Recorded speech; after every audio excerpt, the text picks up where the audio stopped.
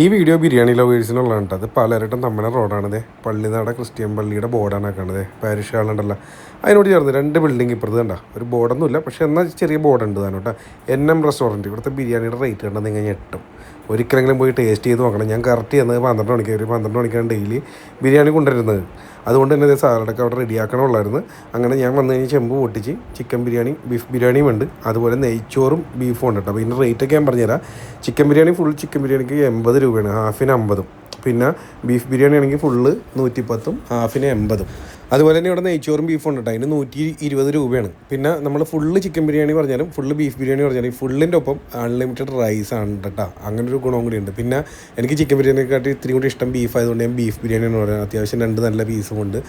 എൻ്റെ വയറ് നിറഞ്ഞ് മനസ്സും നിറഞ്ഞു, അടിപൊളിയായിരുന്നു. അപ്പോൾ എപ്പോഴെങ്കിലും അതിൽ പോകുമ്പോൾ കയറി കഴിച്ച് നോക്കുക. പിന്നെ സാലഡ് ഇതിനകത്ത് കാണില്ല, അത് അവിടെ റെഡിയാക്കിക്കൊണ്ടിരിക്കണുള്ളായിരുന്നു. ഞാൻ പറഞ്ഞില്ല, ഞാനാണ് ഫസ്റ്റ് അന്ന് ചെന്ന കസ്റ്റമർ എന്ന് തോന്നുന്നത്.